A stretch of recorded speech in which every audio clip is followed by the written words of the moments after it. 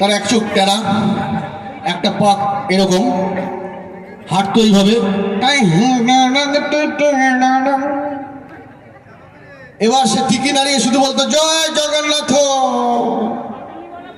হবে হবে, পাঁচালি পরে হবে, আগে জগন্নাথ হোক। সে তাকিয়ে তাকিয়ে ঘুমোতো, আর টেরা চোখে তাকিয়ে তাকিয়ে ঘুমলে কেমন লাগে।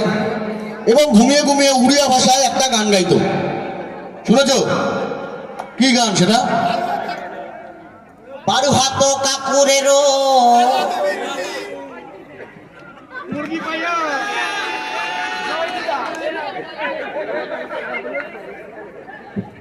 গালাগালি দিচ্ছে,